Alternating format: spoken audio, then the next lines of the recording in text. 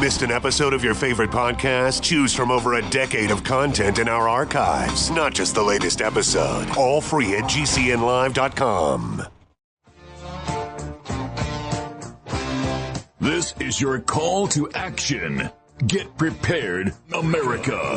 Economy, survival, energy, disasters. This is USAPrepares.com. Informative radio, educational radio. Interact now by emailing instructor@USAPrepares.com or text at 434-390-7953. Class, please take your seats. Now, your instructor, Vincent Finelli. Everyone all set? Cocked? Locked? Here we go. Your dial set correctly to USA Prepares. Thank you for being in class with us today. Jason's engineering the broadcast. Thank you, Jason. Ricky Rocket is with us on the West Coast, where the fires are. Hey, Rick, dogs were barking last night, in the middle of the night, and so I, went out with the flashlight immediately. As soon as I hear them barking, I'm on it, and I have this flashlight that is an LED rechargeable, and it's really bright, and it has a focus where you can go wide beam, narrow, pinpoint. I'm looking around, and there were visitors here from Oregon last night. They just showed up in the middle of the night. These visitors, unannounced. And there are people, and there are animals, and there are trees, and there were cars, and particles of all this life was airborne and spread all over our farm and our neighbor's farm and their neighbor's farms. And it went all the way to New York, Connecticut, New Jersey, Vermont, Rhode Island, and other states. They're all over. These are people who have been incinerated. I don't mean to be this graphic, but it's absolutely true. Rick, there are people who have been incinerated, animals who have been incinerated, birds are falling out of the sky, arson. Any comments? Yeah, hang them all. Good morning. You need to turn the volume up. Good morning, Rick. Just a bit for me, please. All right, we'll see if Jason can do that. Okay. I'm looking at the fires. I mean, there's hundreds now of fires. Your voice is distorted. What's going on with bandwidth? I think that's one of the problems we have. Nothing is working out here. Computers, telephones, everything is kind of like from China. It's you can expect it to break. It's not going to be fixed or fixable. I was cleaning my filing system. I collected maybe a year of bills without filing them, and so I had to get through it and start putting things in the right order. And at the bottom of the stack is a bunch of newspapers from 2018 and the forest fire we had then. I collected those papers because the fire was really bad. I mean, as bad as anything I remember. And then I throw them away because there's nothing compared to what we're going through right now. 1 in 10 people in Oregon in the last 4 days had to evacuate. 1 in 10. That's 10% of, I don't know, that's 300,000 copies. I'm looking at the paper right now from last night. A little statistic here. It says Slater fire, which is, by the way, just down the street from me, 137,111 acres burned. Personnel, 659 evacuated. Containment, it's only 10% right now. Gets better. That's just down the street. Then we have the people setting the fires. Why are they doing that? Pyromaniacs is one thing. Politics is another. And while Facebook is, I guess, censoring anybody that might suggest that these fires were set wasn't natural. There's nothing natural going on right now. And there are people losing their lives because of it. And it's like politics as usual. And when I say that, Portland is in riot. People are shooting each other for black matters. What? No, that's not happening. Are people setting these fires? Yes and no. We have some strange things going on with the sun. We've had a specifically very dry year. People have not picked up their yard, like debris. That's a good place to start, because if the fire comes over the hill, the fence line's gone, because of, that's where all your leaves, cones, and debris dry out and become combustible. No, explosive. That's a better word. And that's what's happening here. I may move. Why? Oregon is about as dry as I can handle it. I like snowpack. I like all 4 seasons. Oregon does not have 4 seasons. It has, dry and drier. And there's no rain. If we get rain, it's gone. All the trees, every single one of them, is showing hardship, kill, what we call kill, where there's a brown spot in the tree because it died. That kind of a tree is going to just with nothing be explosive. Boom, it's going to go off right off on its own with any kind of fire. And it goes so fast, you can't evacuate. You can't move fast enough. And you don't know where, and it's going to, stormy winds tonight. Oh, it's going to get real toasty. Hopefully, we may have some rain Friday. Knock on wood. Everything. I've never seen anything like this. I have been in a forest fire so bad I got poison oak in my lungs and was hospitalized. This is much, much worse. And 1 in 10 people, my neighbors. We went to dinner 4 days ago at Black Bear, and it took them more than 40 minutes to serve us because the takeout, all the hotels are booked with evacuees. They had no place to go. They're on the streets, in their cars. Where are they going to go? My daughter up in Salem, 3.5 hours north, was taking in some friends from O'Brien and the Tequila Happy Camp burn. And then she had them off. And it's crazy. I mean, we're talking about the entire state of Oregon is on fire. Every single orifice. And I've never seen anything like it. It's really, I'm lucky. I kind of, just walked through it like, but everybody's sick. I'm sick. I don't know if you can hear my voice, but I have sore throat. I have, Julie has been in, bed for the last 4 days because, this kind of thing, when you breathe it, it makes you ill. And even when you're closed in the house, you turn your air on so you got pressure positive so that it can't seep in to the cracks, because it will. And it goes like that from moment to moment, and it's getting worse. Now, hopefully, we're at the end of the season, and this will be the last of it, and we'll have some rain, and then everything will be back to normal, being dry rather than on fire. We're talking about hundreds of thousands of acres gone. Boom, just like that. It's pretty serious.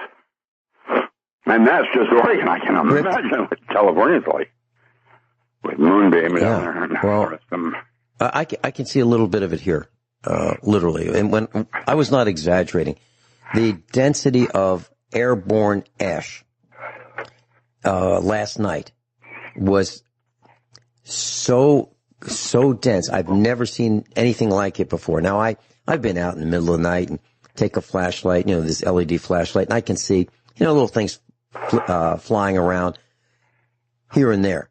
But nothing like this. I would say the density must be in the millions of particles per square foot. In the millions. And I'm not exaggerating. Carburetor.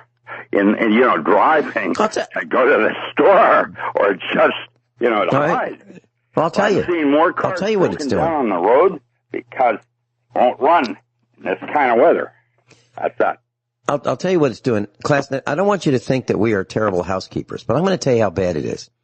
We left the windows open for a couple of days. It was nice. It was, cool outside. Why run the air conditioning when you can, have the windows? So we have flow through, when we open the windows, air will come in one side of the house and go out the other side of the house, or air will come in the, first floor and go out the second floor. It works really well. It was designed that way. Well, 2 days of that, and I can write my name on the dust on flat surfaces in the house. I am not kidding. I'm looking at some of the equipment, the electronic equipment here in the studio. I can write my name in the dust from 2 days. That's how bad it is. And that's in Missouri. And we are not in dust central from the West Coast. You have to be north of here to be in dust central, in the path of the dust. So it's north of Missouri, more toward the upper third of the United States, where the dust and ash is traveling from the West Coast to the East Coast. Literally, it's unbelievable. And I do have a solution, or a partial solution, for lessening your burden. So here it is. And I've used this, I've told you all this before, but let me tell you again. There's a product called Endust. I believe it's spelled ENDUST. And what we do here at the farm is we have never replaced our furnace filters. We're using the same ones from 15 years ago. What we do is we vacuum them with a vacuum cleaner, and we have a central vac, so the dust does not get redistributed throughout the house when we do this. But we can vacuum the furnace filters. So you vacuum from the living side with your vacuum, and it'll pull the dust through, and it'll get trapped in the vacuum cleaner. Or you can take it outside and blow it out with a compressor. And you blow it from the duct side outward, okay, the opposite direction if you use a compressor. And you can get all that, or most of that, dust off. Then what we do is we stack those furnace filters after we've removed the dust. Stack them up, and then outside, and a light coat of Endust, ENDUST. And it creates an electrostatic charge. So what happens is, as the air goes through the filter, the electrostatic charge of the filter fiberglass fibers or the glass fibers in the filter, set up an electrostatic charge, and it's like a magnet for the dust. Now, if you are in this kind of environment where you want to trap more air and you have one of those older style filters for your furnace, you can do that. Light spray. And what we do is we stack them up, and then we'll spray the top one lightly. Then we'll take one from, we have like 6 or 8 filters, and we'll stack them and rotate them as we spray them lightly, so there's no waste of the end dust.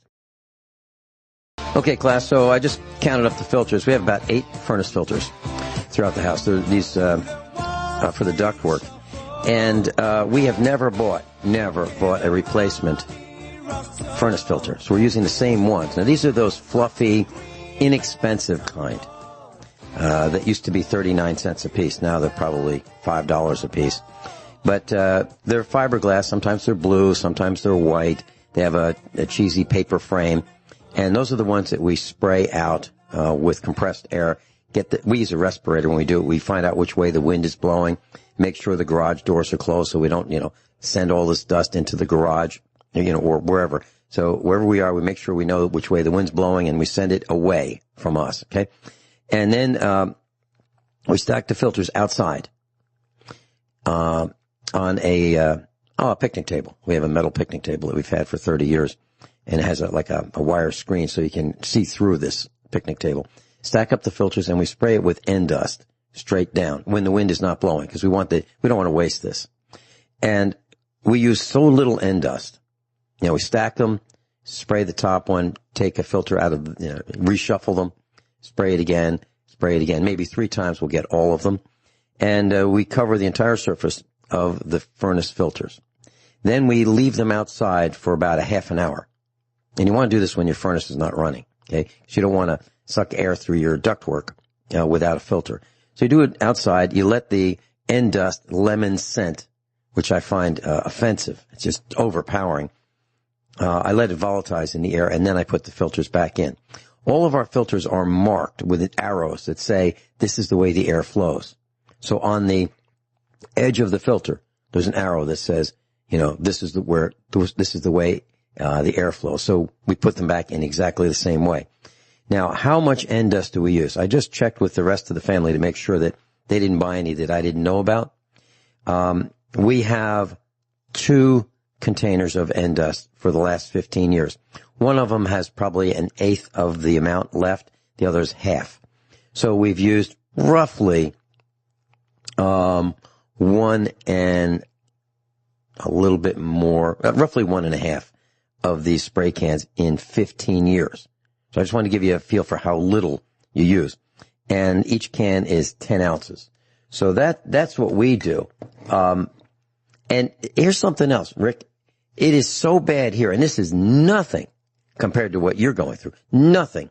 But the dust is so bad here that I have a coffee cup in the studio, and I've noticed for the last few days, I take a flashlight if I have just, tea or a cup of water and a black coffee mug, USA Prepares coffee mug, take a flashlight and I look in there, and there's dust floating, on the surface of whatever I'm drinking. So you can't really see it with coffee so well, but you can with water.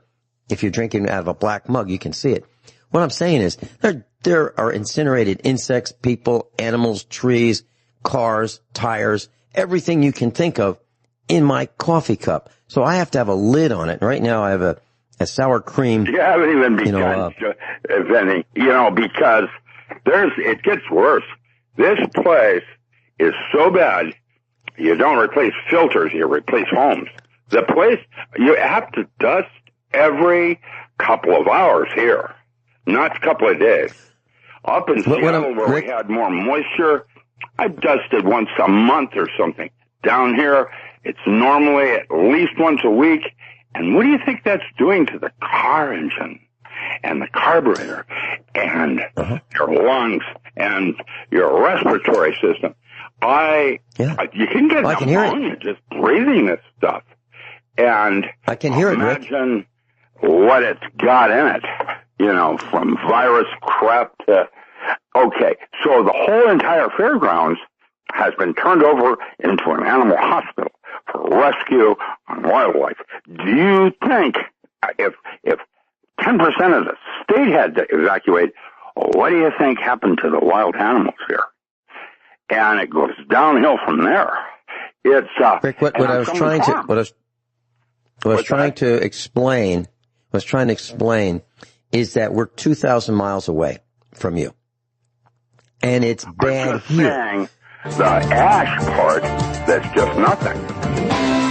Well, I understand. I'm just trying to give that impression to our class that 2,000 miles away, I have to put a sour cream lid covering my coffee cup because stuff is flying from the West Coast into the closed windowed house. So it's got to be awful, beyond awful. Kathy will be with you right after the break. Dr. Richard Allen Miller's with us. Kathy in Ohio, welcome. You're on with Rick and me. Hi, Vince. Hi, Rick. Good morning. Hey. Good morning. Hey, Vince, I have a question for you.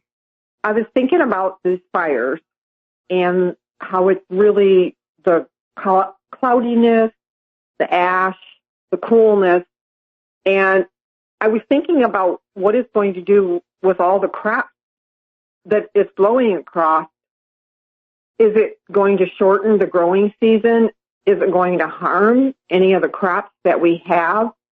And I'm kind of wondering if you need it to get it now, because I don't know if they're going to continue to ripen like they would if it keeps up with the wind blowing. What a great point, Kathy. What you're talking about is occluding the sun's rays. That's one thing you're talking about because of the overcast conditions, the filtering, if you will, or the blocking of the sun's rays. That's one thing. Another thing you're talking about in this mix of particulates, ash, if you will, airborne ash, is insecticides, biocides, plastics, vinyl siding, melted aluminum, brass. When brass and copper are sweated together for plumbing, they use lead. That's volatilized in the air. Car batteries with the lead has volatilized in the air, plus all the liquid petrochemicals, plus the other carcinogens, plus all the dead people and dead animals and trees.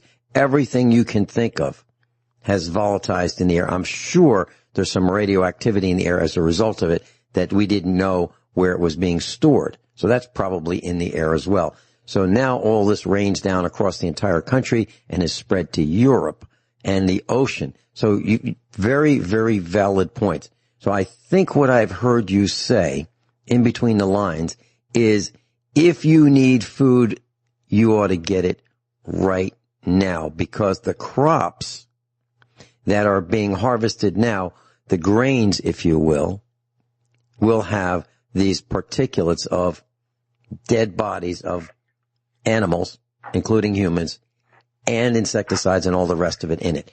I believe that's what you're saying. Rick, your thoughts? Well, yes, it's Armageddon comes to mind, and why the Hopi say you have to probably go underground and live like in Middle Earth, like they did in Turkey and other places in different epochs. That's what's happening. How bad is the chemistry? You tell me. Everything right now, I'm seeing articles every day about how much plastic is in your gut right now and in the ocean and in the fish that are, living in the ocean. And then you add Fukushima and a little bit of, I don't know, a polar shift. The sun right now is bursting out serious, creepy radiation. And while some of that is being filtered, the ash isn't doing it. And it takes a certain kind of particulate.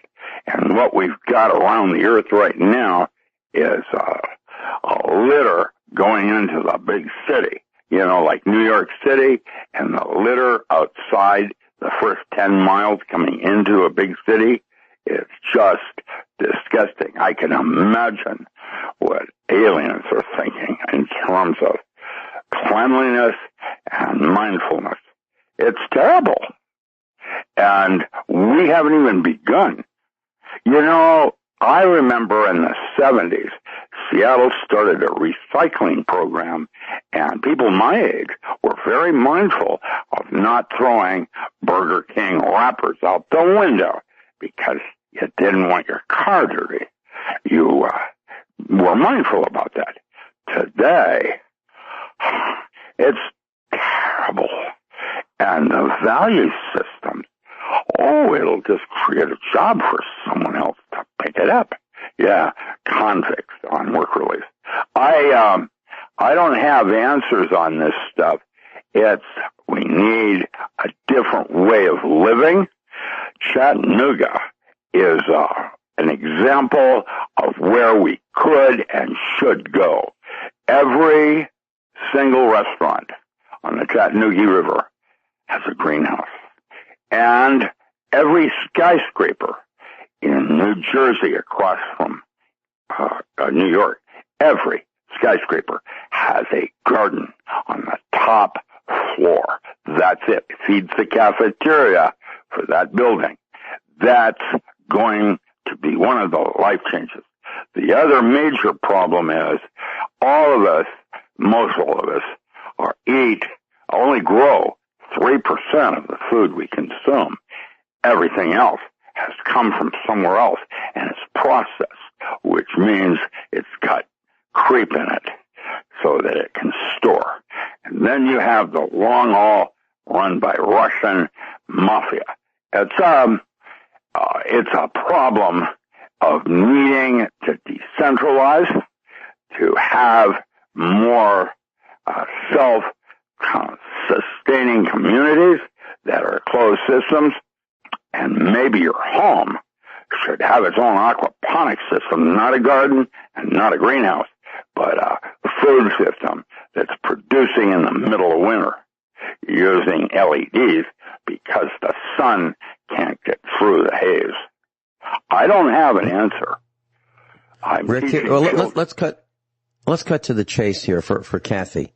Kathy, in my opinion, that I would say that the food supply is more at risk by far than it was prior to these arson set and other fires. I would say yes, by that's far. True. And the other problem then is, Vincent, is that it's about storable and non-storable commodities. Storable commodities there's about 6 or 8 of them, and you know them, like corn and wheat. They store them, that's your basic primary food. What you need is a diversity of enzymes, and that means non-storable. You have to grow it. It doesn't store over a year. That means it's non-storable. And you use that for trade because each habitat is uniquely different. And that habitat produces golden seal, and your habitat does ginseng or whatever. That is where our future is. Diversification of non-storable commodities. And right now, we don't even have a trade deficit. I remember it was 10-1 with Europe, Hamburg, to be specific. And what happened is, when Hong Kong closed down, the seat of spice trade was going to move. And whoever controls the seat of spice trade controls world trade. That's been a fact since forever. And everybody thought it was going to be Hamburg. Flash, it went to Vancouver, British Columbia. And that's where all your pharmaceutical houses are now. That Vancouver is 9 times bigger than Seattle for population. I'm not kidding. All the Punjabi Indians moved around there and grow all the food for Vancouver right now. That's how it works up in Vancouver. It's interesting. Kathy, what are your thoughts? Obviously, you thought through this. And class, for those of you who are new to USA Prepares, Kathy in Ohio is a USA Prepares instructor, and she has earned the title of domestic engineer. That's who she is. She is a farm girl in Ohio. Kathy, what are your thoughts? What are your concerns? Obviously, you have them. Well, Vince, I just can't. I guess you can't close your eyes to the fact that it's going to affect the growing season. Everything is so delicately balanced. And yesterday, the farmers were out. I mean, I had 4 combines go down the street and the corner with the trucks and the tractors and the pickups and the big trucks. They must have been harvesting some of the soybeans and the corn.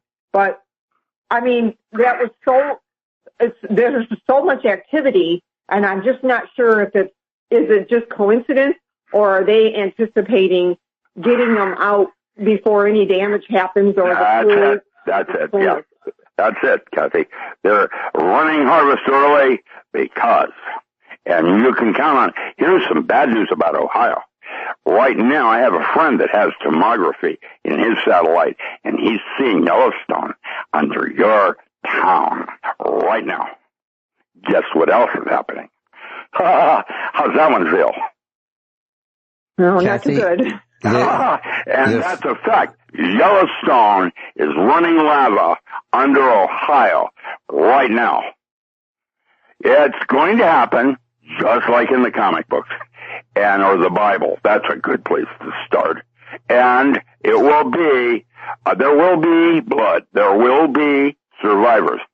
But it's going to be your neighbor that saves your life. That's how it's going to play, no matter where you're living.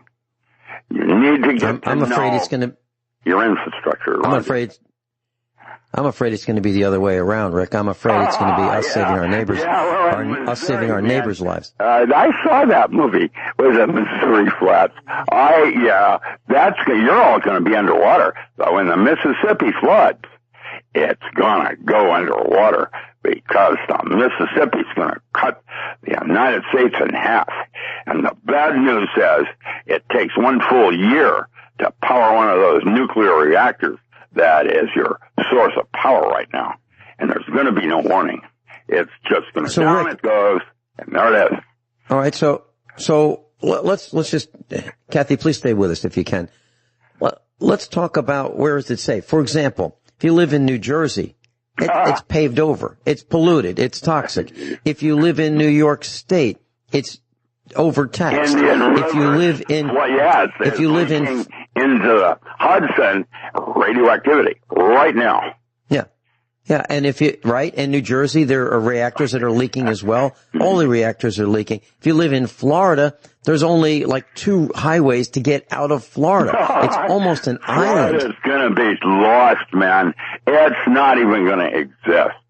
And on the West Coast, when we have an 8.4, a small one, off Crescent City with that volcano out about 100 miles out in Crescent City, the entire shelf of I-5 west is gone, just like in the movies. And when I say that, all right, yeah. All right, let's go to Arizona. Go to Arizona. If the grid goes down, it's like living in a frying pan, literally. Yeah. Nevada is a desert. Las Vegas has no reason to exist except for political reasons. They said, let's put this corruption over here. Let's put this, depravity over here. And the people of Las Vegas said, that's a good idea. But everything has to be shipped in. There's nothing that grows in Las Vegas. They got to bring the water in. They've got to bring the electricity in. So that doesn't make any sense. There's no good place, Rick, that I can think of, except for the Dakotas and Montana, maybe. Except it's freezing cold there. Dr. Richard Alan Miller's with us, website, richardalanmiller.com, richardalanmiller.com. Kathy's with us. Kathy, I'd like to ask your permission to do something. You sent me an email this morning, and I responded to you. Would you mind if I read your email that you sent me this morning? Sure, go ahead, then. Okay. Class, I don't want this to sound self-serving. The reason I'm reading this is because Kathy said something in this email that has been an obstacle for all of us. And I want to share that with you. It's a very short email. It said, Vincent, what great shows you had this week. I thought that your thoughts on keeping the wealth in your family was so important. Also, when you mentioned with Kyle that this will be a bad fall and winter, it will get political and nasty. I feel that I feel like I can't get people to listen or understand. You're doing a great service for all of us. Thank you, Kathy. The main point was, I feel like I can't get people to listen or understand. That's what she said. That's the point that that's the salient point. My response to her was, Kathy, you, Gwyneth, Norm, Ricky, Rich, Kyle, David, Captain John, I, and the rest of the faculty are all side by side in this. It takes all of us. I can't get people to listen either. I asked Dr. Joel Wallach on the air about people not listening to him. And how can he stand it? And he said, Noah was lonely too. See you tomorrow, hour number 1. Thank you, Vincent. The point is that it is extremely difficult for us to get people to pay attention. It's right in front of them, but it seems like it's too hard. It's too hard to prepare. It's too hard to look up. And, Rick's a farmer. I'm talking about Ricky Rocket. He's a farmer. He's a physicist, and he's a farmer. Kathy's a farmer. I'm a farmer. Gwyneth's a farmer. Norm's a farmer. A whole bunch of us are here. Kyle, Rich Sheben, a whole bunch of us. And I'm no like there. Yeah, and we as farmers absolutely, positively have to do one thing for sure, or they will go under, and that is plan. A farmer who doesn't plan is doomed real quickly. So we plan, and we have to pay attention. That's who we are.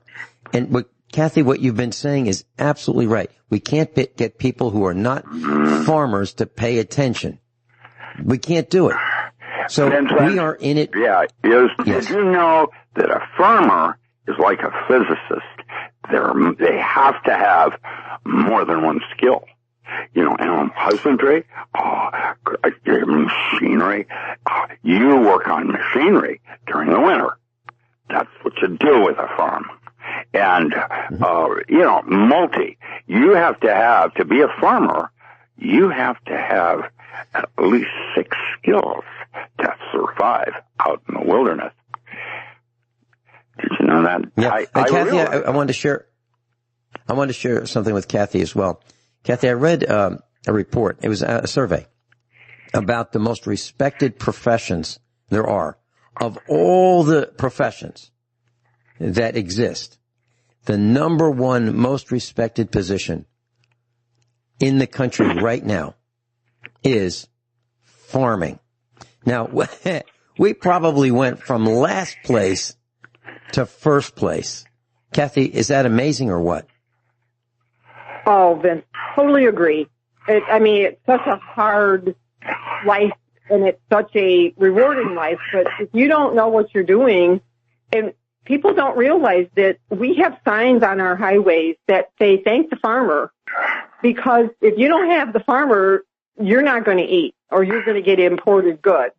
And they're amazing people. I just love farmers. Well, yes. And you know what, class, if you look at a farmer and you look at someone who sits in an office and just presses keys and clicks a mouse, at age 70, you'll see that the farmer is more worn out, more miles on him than that person who just clicks keys, because it's hard.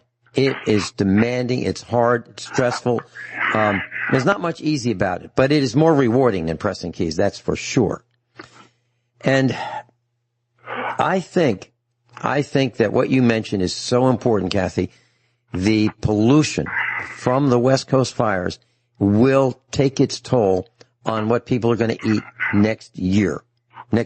Because those tomatoes are going to be processed, and they're going to be put in jars, and they're going to enjoy cannibalism next year. Yeah. It sounds pretty gross, but that you sent, Vinny, on the food that we currently are eating. I think you sent that one 2 days ago. That one link, and then you sent a second link. That first link showed the fish. The tuna. Hold on, Rick.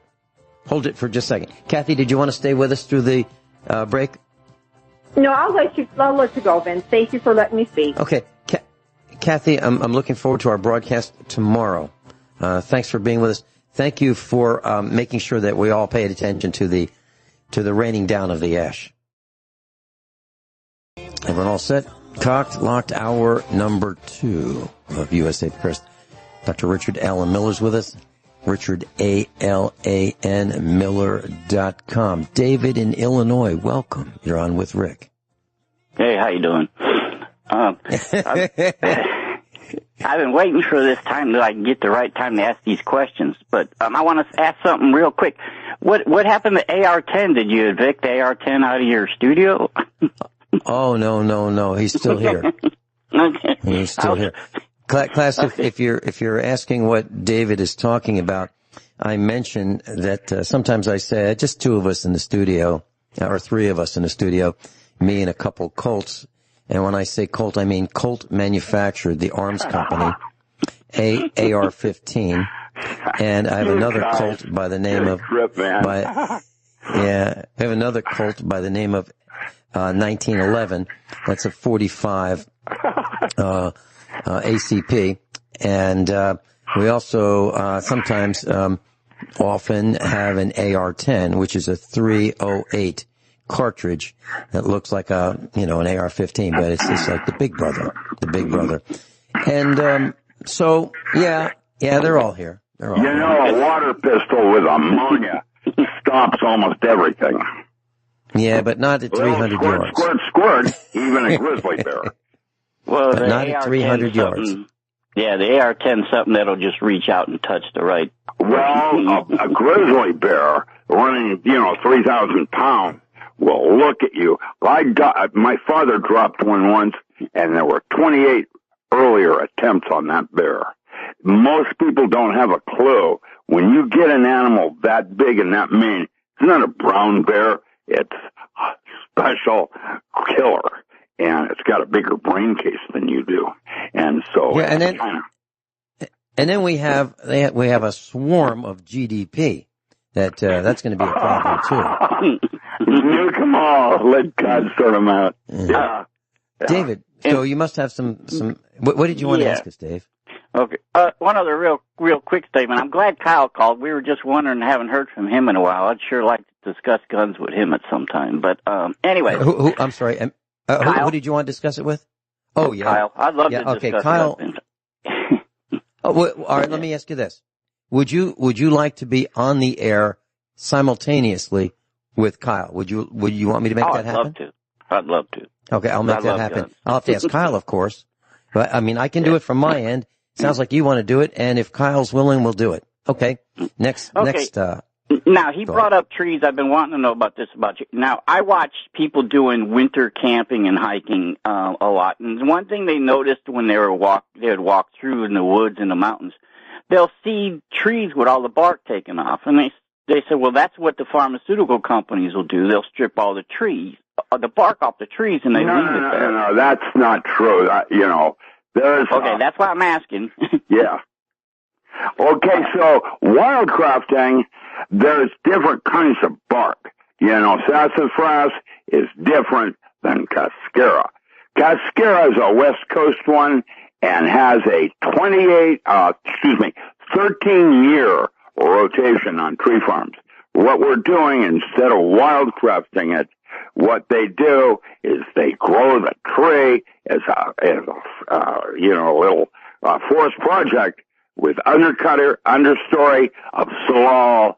Everything in your forest is marketable, including where you live in. You're in Minnesota? Me, no, I'm in Illinois. Illinois, yeah.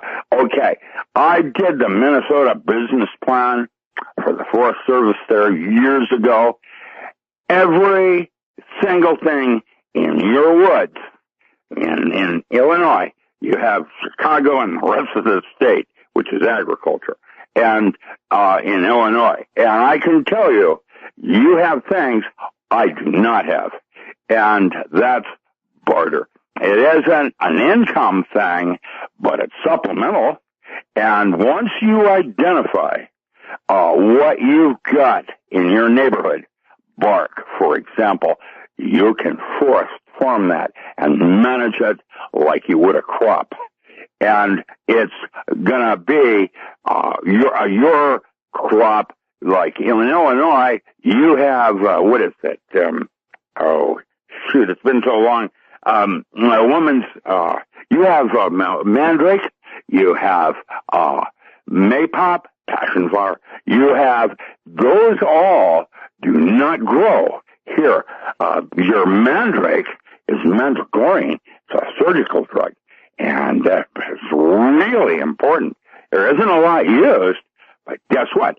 Mallinckrodt, just north of you, up near Chicago, will buy that from you as a bark because they use the chemistry in it. Now, that one is you pull it out of the ground, and when you do it, it screams because it's human. That's why they call it mandrake. There's all kinds of weird things growing everywhere, and everything like cones. You thought the spent cone that falls from the tree? I did 150 truckloads of ponderosa pine cone out of one little area called the Pine and Sisters up near Bend, Oregon. In one season, cheeseburger, cheeseburger, cheeseburger, because they dipped it in, I think it was in Wisconsin. They dipped it in oil and sold it as fire starter on the East Coast. What color do you want? Yeah. I can't believe it. Everything is marketable. Once you identify what you've got barter. And it isn't, you can't make a living on it, but you certainly can sustain it. Now, pharmaceutical houses are not not going in and knocking down the trees. Wildcrafters are. And there's a bunch of them. And at one point, years ago, it was a generational thing. My son coming in right behind me. Today, it's an open and closing of doors where people do mushrooms and then they're gone, whatever. That's because the markets ebb and flow. If you have a market order on something where you limit the availability of it, you keep the peppermint at this, like Illinois, that's a good place, the peppermint and spearmint.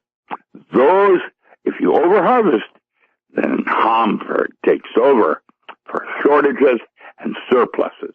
And so what you want on these non-storable commodities is to regulate how much you harvest each year so the market is just evenly met. And I have done a study. Nobody else has ever done this on the 50 top herbs on Richter's of Canada. I have that'll be in a new book I'm coming out with this year called Successful Farm Plans for North America. And basically I break the North America into 7 basic regions and each biospheres, and each one has its own crops. And these are the crops you want to grow here. And what you do is you barter with big cities for herbal teas, coffee substitutes like dandelion and chicory, as opposed to coffee, which comes from Ethiopia and some weird place like Jamaica or Hawaii. Coffee is a institution now. I remember when Starbucks was a little tiny company in Seattle, and what that owner did is he put it free on United Airlines going into New York City, and that took care of that. That's how Starbucks got to be cheeseburger, cheeseburger, cheeseburger. It will be like Kenny Rogers. It'll come and go, like coffee.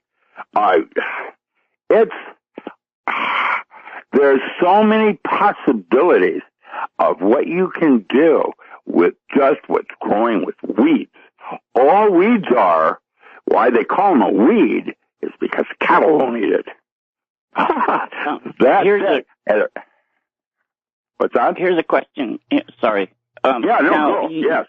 You're okay, harvesting. Now, some of the hunters and engineers I would hang around with they were showing me about sassafras, and at first I thought they were joking. Sassafras, yeah, root beer, right. And they weren't. So what kind of benefits does that help? Is it really beneficial? Your beer, get a grip, man. That's what's happening now because people don't like hops and that bitter flavor in beer.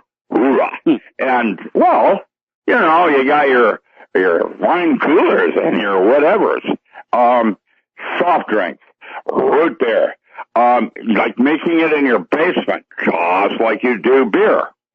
And it's a hobby thing, but it's something you can do. And there's other things that you can use besides sassafras, which, by the way, is the raw inner bark, not the outer bark. It's the inner bark on sassafras. Princess Pine, Pipsissewa, is the secret ingredient that separated Coca-Cola from Pepsi-Cola. It's a root beer additive that gives you that burp. What is that? You know what I mean by the burp, the sharp burp that you drink. There's herbal teas There's a whole chapter on how to make herbal teas and all the different things. I had country spice tea, Spice Island, and market spice tea, which was the Pike Street market tea. And let me tell you, I had 2,000 Safeway stores just in Oakland Market. Cannot believe it. They couldn't get enough of it. And just as an alternative to coffee and black tea. And with a green tea, you pick the leaf early. You pluck it. I remember that commercial. It's all being aware of your environment. Even grains can be used to make beverages. Barley. Rick, seriously, getting back to the seriousness of this year's harvest. On a scale of 1 to 10, how concerned are you because of the wildfires with what we're going to be eating next year? Oh, I'd give it an 8, not a 10. I'm not, 8, because, other parts of the world, you only use 3% of your local. That's all you do. Even when you do the farmer's market, it's crazy. Everything comes from Mexico and China and Hawaii. Avocados, whatever. It's a way of being.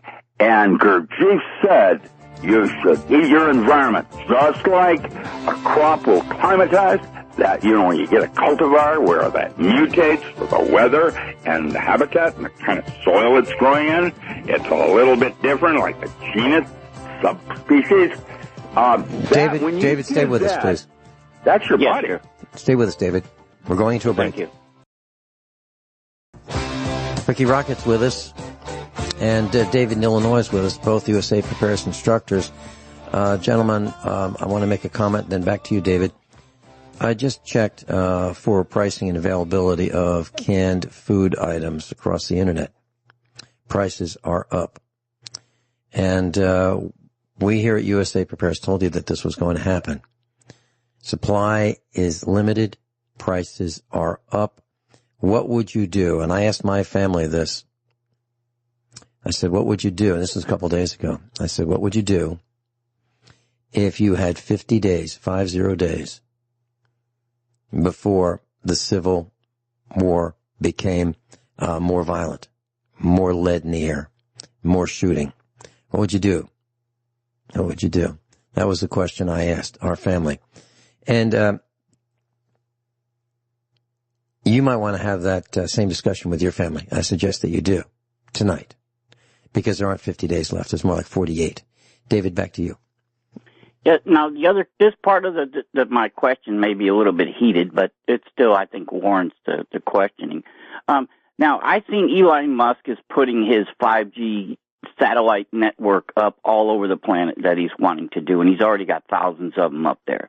Now, my thing is I've been seeing a lot of advertising where out west there's a lot of the 5G's already there. Now, if they're beaming this stuff from a central location over us, now if they're stationary, shooting their signal down to the planet or to the ground for everybody to have, I call it corner to corner access. So in order to do that, each one has to fly its pattern, but there's going to be overlapping signals. And if the 5G system acts more like a microwave signal, wouldn't that in turn the areas that's constantly overlapped and 2 and 4 times, wouldn't that kind of like cook from the inside out of a lot of the forestry and the environment?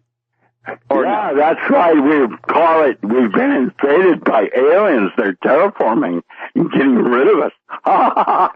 That's a good way to look at what's going on. Rick, let's put an exclamation point on what David just said. David, this is an it's classic. It's why we live on Earth. We have the microwave band coming in from outer space, and we filter it. And you notice that there's no flies on your cow pies anymore, huh? And absolutely true. Absolutely true. Now, here's the salient point that I heard David mention. So I want to put an exclamation point on the class so you hear what he said.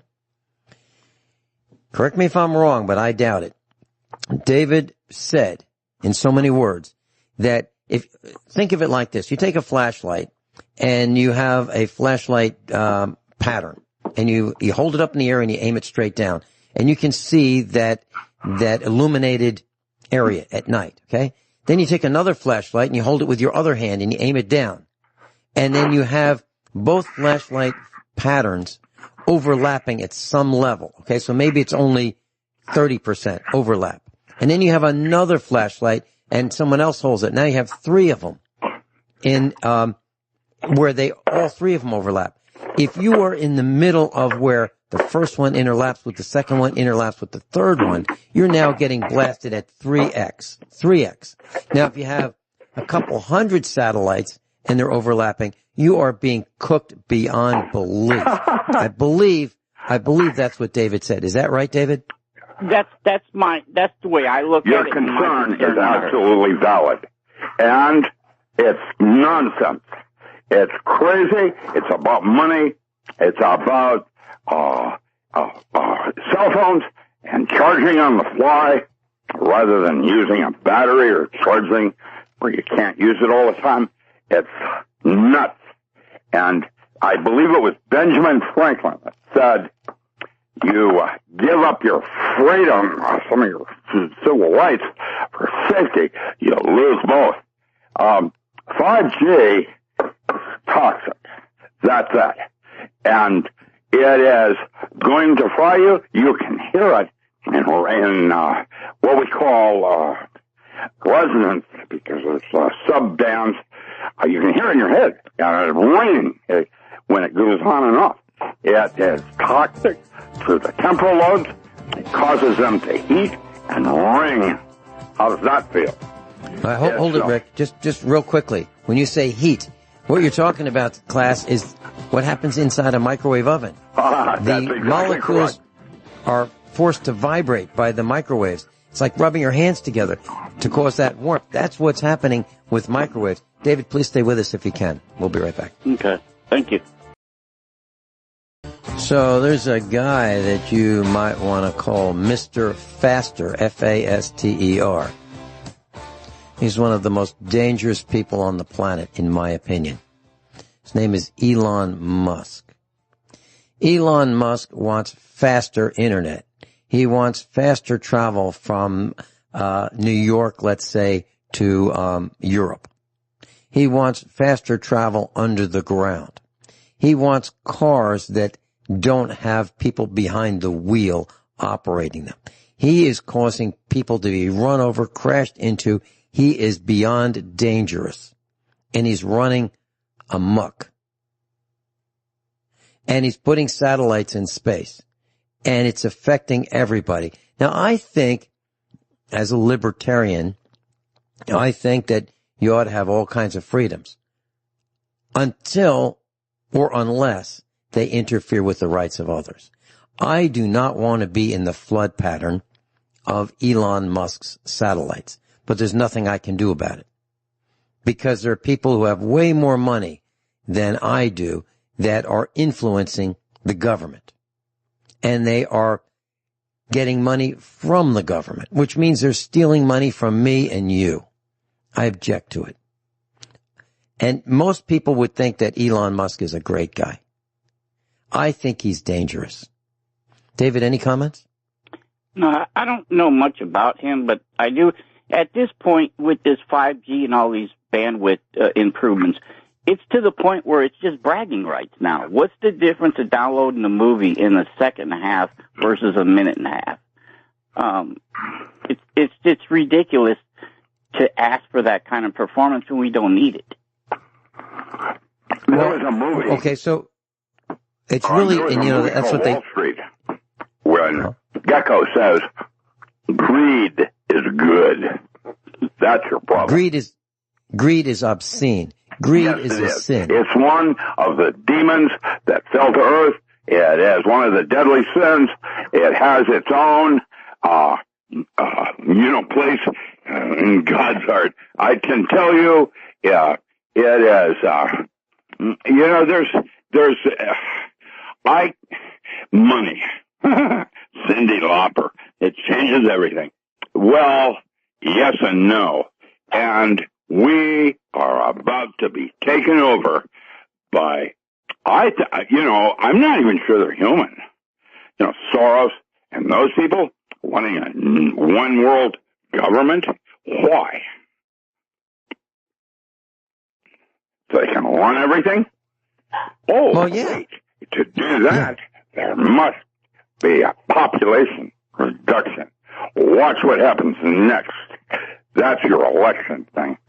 And I don't have answers. I'm a nerd. I'm not a politician. I can tell you one thing. In politics, there are no coincidences. That's that. Rick, are you concerned about what is going to happen right after the election? When I say after the election, I mean like the next day, the next week. Are you as concerned as I am? And I'm going to ask Dave the same question. I can't believe the differences in the Democratic and Republican parties. It used to be that they both wanted the same thing for America. They just wanted to do it differently. Today, one doesn't even care about America. They're trying to tear it apart so that they can join a group with the UN. And Soros, in my humble opinion, should be tried for war crimes against humanity. And if you don't believe that, watch when they say we will let the children back to school after the elections. What's that mean? It doesn't mean, I don't know, but this is crazy. So we're literally talking about politics and education. Yeah. Now I have my children to manipulate the masses. How dare them? I mean, that's crazy. Rick, I have my views about education. If our children had the opportunity, if they were of the age to be sent to the public training camp right now, with the corona panic and the corona virus and other diseases, I would not send our children to school. I would not do it. We did homeschool them, so we understand what that's like, and it's a great way to go. But I personally would not put my children in a room or on a bus or in a cafeteria with people who have diseases. I would not do it. But again, in that same argument, the breeding ground for children in grade school is where they get their immune system sharpened. And I understand that, but I do not want them to have brain damage or organ damage or organ failure because of weaponized this thing. Yeah, why did they do that, huh? I wouldn't do it. I would not send my children. Why did they weaponize a virus? Okay, so then the next question is, why has our administration not put a stop to everything China? Everything China. Okay, so y'all in China weaponize this thing. You're taking down the entire world. By the way, we're not going to educate your children from China anymore. So they're going back. We're sending them back. We're shutting down everything China. No more electronics. No more anything from China. Nothing. Why hasn't the administration done that? Why? Why have the Democrats, etc.? I don't have those answers, Vincent. It's not. No one does. No one does. I like Pelosi sitting there in public, tearing up State of the Union message while he's delivering it. Doesn't matter. There hasn't been a decent politician in government since Harry Truman. Happy birthday, Mr. President. That's embarrassing. Our president should be the most scholarly and most morally correct. And Putin, as a criminal, has done more for Mother Russia as a nationalist than any of their leaders in their world history, to include Anastasia, which is a different kind of sustainable lifeboat. Let me shift gears for a second, and then back to David. So during the commercial breaks, I went to the Chinese factory outlet. I thought, some things that we ought to top off on. I'm talking about food items, and you get $35 worth and you get free shipping from the Chinese factory outlet. Class, I could not, let me say it a different way. I could not put an order together with $35 worth of food items that I would eat in the shopping cart to get free shipping. I can't do it. I can get in the $20 neighborhood, but I refuse to pay $5.99 shipping when if I could get it up to $35, I'd get free shipping. There's not $35 worth of things that I could buy that are in stock at Walmart right now for me to buy. So I went to Sam's Club. Now, Sam's Club for me does not have a minimum, because if you have the ultra deluxe $100 membership, you can get free shipping. I couldn't put $35 worth together there either if I had to. What I'm telling you is the supply chain is so broken, you can't buy food items that you would want to buy. David, back to you. Oh, I agree. We went out. Now, I believe her name was the other Miss Kathy from Minnesota, I believe it was, where she called up last week and was talking about the towel shortage. Now, we went out that week, too, and I was like, what's going on? There was no towels. It's a strange thing. It's just out of the blue. Certain things are just gone. And you Kathy is in Ohio. Glass, just one more comment Karen? about Kathy. Kathy is in Ohio. She is a farmer. Okay. She and her husband know how to grow things.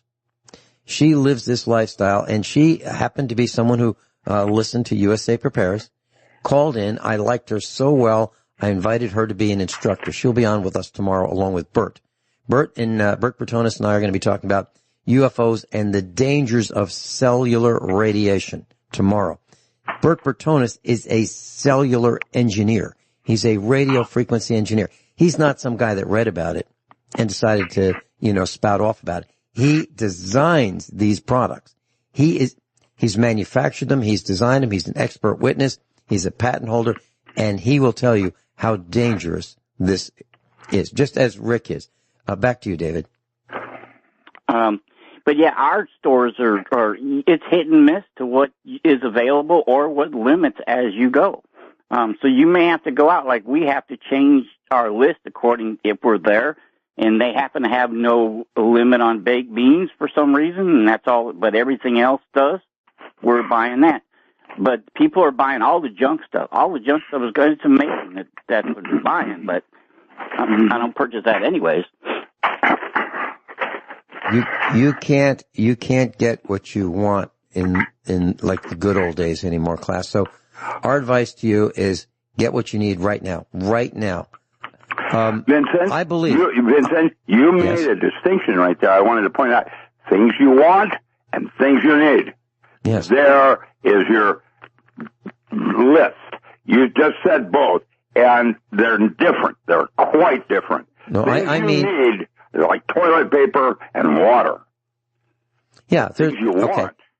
Oh, things you need to get, class. You need to consider getting the things you need right now. I mean, right now.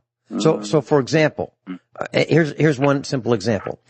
I bought toilet flush valves. Bought 3 of them. 3 toilet flush valves. Now, why did I do that? Because I know we're going to need them. I wanted to get them now. Do we need them right now? No.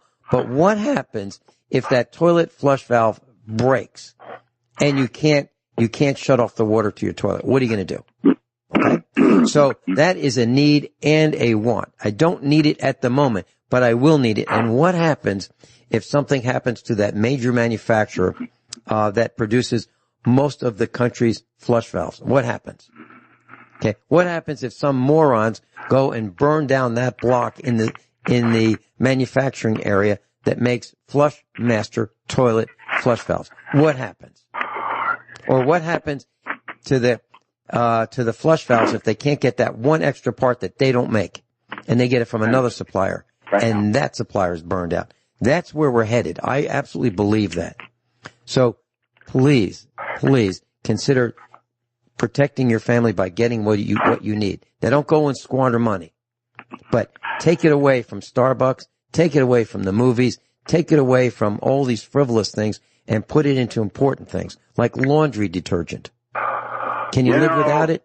Sort of. Vincent, I'm looking at the paper right now from last night on the fires that we have here, and this man, it says, a headline, 34 months for Rogue River man started East Evans fire. He must also pay $3.9 million in restitution. Yeah, lots of luck. You need to talk about pyromania and what could happen. I'd like to suggest that you consider buying something as times get really terrible. There was a television series. It was called Matt Clark, M-A-T-T, Clark, Railroad Detective. And you're going to think it's kind of silly that I'm saying this, but it was in 1954 and 1955, a television series. And that's when actors actually had to act. And what it was about is crimes and stories of the century. The century would be the 1800s. There's a 3-volume set that you can get. I happened to buy it, and I paid $13 shipped for the entire 3-DVD series set. You can buy it one at a time, one DVD at a time, or you can buy all 3. I suggest you consider getting all 3. If you can get it for the $13 that I paid. So it was like $10 plus $3 shipping. I bought it on eBay. And it is stories about cattle rustling. It's stories about crimes in the Midwest during the 1800s. I haven't seen it all. I've only seen part of it. But it's there's no sex in it. There's no swearing in it. It's and it's educational. It's history. So what it is, it's a series of newspaper articles that were put together to build the stories about what really happened. And it's quite excellent. Now, it's black and white. Some people say it's slow moving. I think it's outstanding. So it's called Stories of the Century. There are 3 volumes, 1, 2, and 3. I suggest you consider it. David, I have a question for you. Do you have a greatest concern, or are there a bunch of concerns that you have as we go forward? I mean, society going forward. I have concerns, and I don't think it's going to get, I've been saying this for a while, it's going to get worse. The weather's going to make a big difference towards the elections. If the weather's real bad and cold, they're not going to protest as much. But if it's not, I think all hell's going to break loose. It's going to happen, no matter who wins. But that's not the thing. Here's something that you should watch, and I think you'll enjoy this. They have a special that I watched last month called Return to Chernobyl, 30 years later. Now, if you watch that documentary on them scientists, you'll see some very, very concerning things. And in a way, I see something that they reassured themselves, the scientists, that if they had the nuclear weapons, there's possibility people will be able to be saved with what they were doing here. But there's also dangers, like the forest there. If that forest, nothing's eroding the leaves in the forest, they look like the trees just fell then, as well as all the leaves are piling up, the microbes are all gone to break it down. So if that were to catch fire, they lit one of these leaves, and the radiation levels went off the charts. They said if that were to catch fire, it'd be a global killer. Now, the trees are doing the very same thing at Fukushima. Is there. So there's things that are really out there that need to be worried about, but we're messing around with some of this trivial stuff that we shouldn't be messing with. Rick, those are brilliant points that David brought up. He's dead on. The thing is, you can't worry about something that might happen. You're basically already in it, and you need to focus on what's important. It's different for each of us. I wrote Workbook 2 as a pointer on 7 categories: food, water, light, heat, etc. That ran down basics for children. Now, children are, in my humble opinion, are, this whole election thing is an opportunity to get some changes done, including the virus. For example, social distancing should have happened 10 years ago. It's wonderful. That's a very good thing that came out of this crap. Second, educational reform should also have happened and has not yet happened, and they're using our children as a weapon right now. What we can do is, like your homeschooling that you want to do, if the children can't go to school, and there is a need for them to breed diseases and sharpen their immune system, there is a need for them to learn how to play and get along with each other. There's a need for the parents to get away from their children for a brief moment, etc. So there's possibilities that we have not yet explored, and there are people out there that would stop that process for their own agendas. And that, the media, all of it, I don't know what's right and what to believe, because it's all wrong, including mine's just an opinion. And what you need to do is learn how to go inside yourself. What's important, food is all around you. It's right there right now. And while the nuclear weapons you're talking about, they already did that at 9/11 with Building 7. They deployed tactical nukes called a neutron full-range fusion bomb. They're now deploying that everywhere. All right, guys, Everywhere. we are out of time. David, Sorry. thank you for being with us. David in Illinois. Kathy, thank you for being with us. Rick, thank you for being with us. Above all, honesty and integrity. What happens next?